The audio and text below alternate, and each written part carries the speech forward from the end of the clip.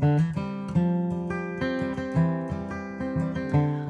and welcome to One Life Matters, the podcast that reminds you that your life is worth living with purpose, joy, and authenticity. I'm Trish, a counsellor and life coach, and I'll be sharing down to earth conversations, insights, and tools to help you navigate the ups and downs of life. Whether you're healing from the past, finding your confidence, or simply wanting to feel more at peace with yourself, this is your space. Because you only get one life and it truly matters. Just before we get into this episode, I just want to mention that this podcast is for general information, insight, and reflection only. It's not a substitute for personal therapy, counselling, or medical advice. If you're listening to this in January, I want to wish you a very happy new year. But I also want to start by naming the obvious. It's that time of year again, when it feels like the whole world, from your Instagram feed, TV adverts, just about everywhere seems to shout at us to get our act together and improve our life. The endless pressure of new year, new me, new habits, new body, new energy, new motivation. The self-improvement options are endless, right? And if you're excited and optimistic by that, well, that's great and I wish you all the best. But if after the crazy marathon of Christmas you're feeling tired, resistant, flat, quietly overwhelmed, or like me, all you seem to want to do is take a nap, I want you to hear this clearly. There's absolutely nothing wrong with you. You're certainly not failing, but you are being perfectly human. For so many people, January doesn't feel like a fresh start. It feels like pressure. And if your nervous system is already tired, then traditional goal setting can feel like just another thing you're failing at. So this episode isn't here to demand the whole "it's time to set your New Year goals" bullshit. It's actually an invitation, a place to understand why motivation can feel elusive and how we might approach goals or whatever it is that we want to move towards in a way that doesn't burn us out. You don't need to take notes. You don't need to decide or take any kind of action today. Just relax, allow yourself to land, and listen. Let's take a look at why New Year goals so often unravel and backfire by February, when the novelty is worn off, and why that doesn't mean that you lack discipline or willpower. When we feel under pressure, our nervous system shifts into survival mode. So I want to go through the protective patterns that live in the body, our automatic survival responses that kick in when something feels like pressure or a threat, our fight, flight, freeze, and fawn response. So first of all, let's talk about the fight state. It's that sharp, pressurized energy where you start setting these insane, rigid goals, and the second you trip up, the self-talk gets really nasty. I'm talking fat, lazy, useless, the whole internal riot. I've been there, white-knuckling my way through exhaustion and flu symptoms because I tied my entire self-worth to a to-do list.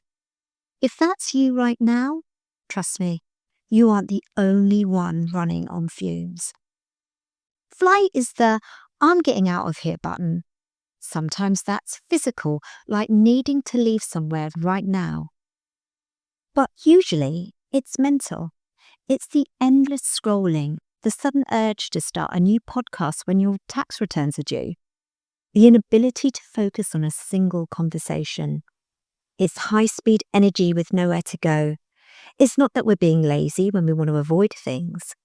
We are in a state of mobilization that has nowhere to kind of land. It's frantic, it's exhausting, and it's a sign that your system is just trying to find an exit. Freeze. Now, here's a heavy one.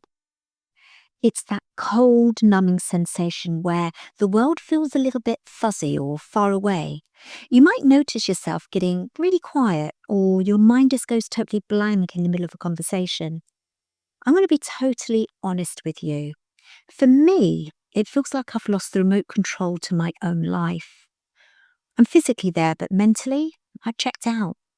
We often beat ourselves up for wasting time in this state. But your body isn't wasting time. It's bloody overwhelmed. And it's trying to keep you safe by making you invisible. It's a survival strategy, not a productivity fail. Last but not least is the fawn response. Fawn is the safety in approval response. It's high-speed people-pleasing fueled by pure survival. You aren't being a pushover because you're weak.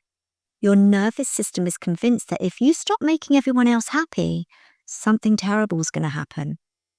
It's that frantic urge to fix everyone's mood so you can finally breathe. I've caught myself doing the fawn dance more times than I can count. Over-explaining, over-apologizing, and overextending.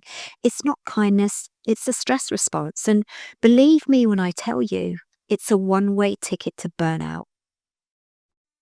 January goals are often born from fear rather than desire. Fear of falling behind, fear of not being enough, and for some, fear that this is our last chance to fix ourselves. There's often compare and despair thinking underneath. Telling yourself, I should be further along by now. Everyone else seems to be doing so much better than me. If I don't get this right, I failed again. It's that kind of stress-inducing, self-deprecating monkey chatter. But here's the science sprinkle. Your nervous system doesn't seek transformation. It seeks safety and familiarity.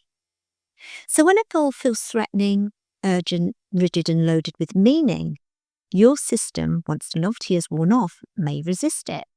Not because you're lazy or broken, but because you're human. There's also this sneaky little thing called the status quo bias. And it's got nothing to do with back-combed bad hair and an overkill of denim. The status quo bias is a fancy psychological term for something we all do. It describes our natural tendency to prefer things to stay the same, even when the same doesn't actually make us happy and can, in fact, be holding us back. Even when change could improve our lives, and even when we say we want something different. So if you've ever thought, I know this job, relationship, habit isn't good for me, but at least it's familiar and I know where I stand, that's the status quo bias at work. It has a mantra of, better the devil you know. And as I've mentioned countless times before, our brains are prediction machines. They're constantly asking, what's familiar? What do I already know about how to survive? And here's the key thing. That system of yours often prioritizes predictability over happiness. Familiar pain can feel safer than unfamiliar possibility. So even if something feels uncomfortable, draining, or limiting, if it's known, the body often says, let's stay here. We've survived this before, so we're safe. This is why change can feel so unsettling, even when we know it's positive. A new habit, a new boundary, a new relationship dynamic, all of these introduce uncertainty, which can feel like danger to our nervous system. Status quo bias is also why we tend to overestimate the risks of change and underestimate the cost of staying the same. We catastrophize and imagine everything that could go wrong if we change. What if I fail? What if I regret it? What if I can't cope? But we rarely sit with the quiet toll of not changing, the low-level anxiety, the resentment, the numbness, the exhaustion of staying small or stuck. And culturally, especially at this time of year, we're told that change should be bold, dramatic, and instant. New year, new you, big goals, total reset. But the nervous system doesn't respond well to being shouted at. If change feels too fast, too big, or too threatening, status quo bias will quietly pull us back to old patterns, not because we're sabotaging ourselves, but because our system doesn't yet feel safe enough to move. This is why willpower alone rarely works. Lasting change doesn't come from forcing yourself out of the status quo. It comes from making the new feel safer than the old, from small repeated experiences that show your nervous system, I can do this, I'm still okay. Nothing terrible happened. So instead of asking, why can't I change? Maybe a much kinder question would be, what do I need in order to feel safe enough to change? Because when safety increases, flexibility increases. And when flexibility increases, change becomes possible, not as a dramatic leap, but as a series of small, manageable steps away from what's familiar and towards what's supportive.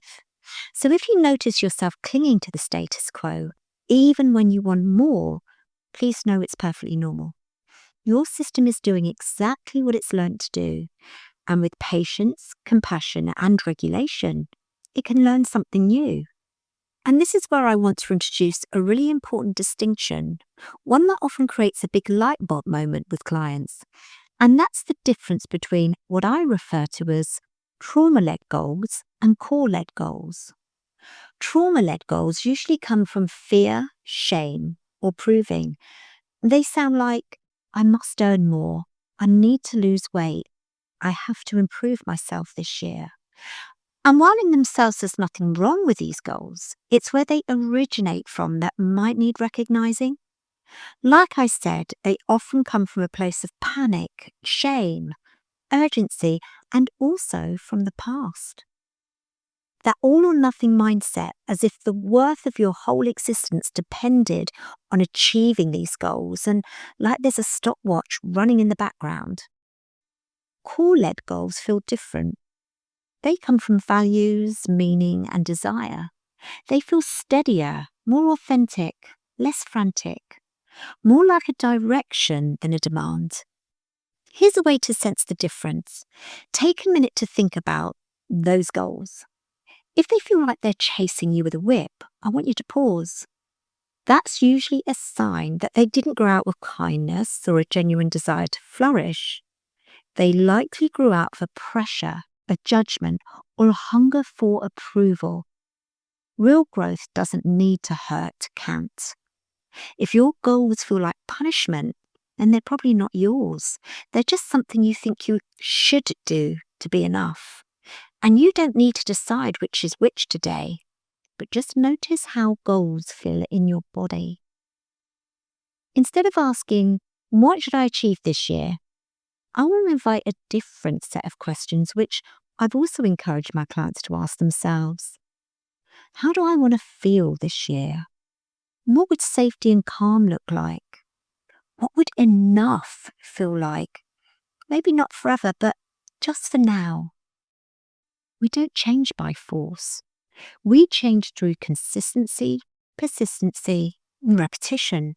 Small steps which invite safety and helps to rewire the brain quicker than acts of urgency, fear, and punishment. We need to aim for regulation first, because with regulation comes safety, and with safety comes change. It's about choosing a more gentle, effective kind of structure that works from the inside. One way to do this is through small weekly anchors rather than big promises. Just one or a couple of things that support your life rather than overwhelm it. I'm not asking you to overhaul your life today. I'm just suggesting one tiny, quiet action that doesn't have a stopwatch or a whip attached to it. For instance, if the morning feels like a race you're already losing, try this. Don't check your phone for just the first 10 minutes after you wake up.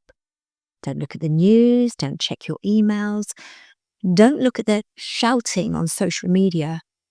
Just sit with your coffee or look out the window.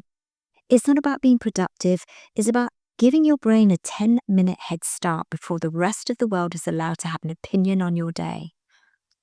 And whether you're a business owner, a freelancer, stay-at-home mum, whatever, you probably have a to-do list the size of Mount Everest. So if this is you, try flipping the script. In the evening, grab a scrap of paper and write down 3 things, no matter how small, that you actually finished that day. Even if it was replied to that one tricky email, or I don't know, folded the laundry, went for a 10-minute walk. Because we spend so much time looking at the gap of what's left to do that we forget to acknowledge the ground we've already covered. the small wins.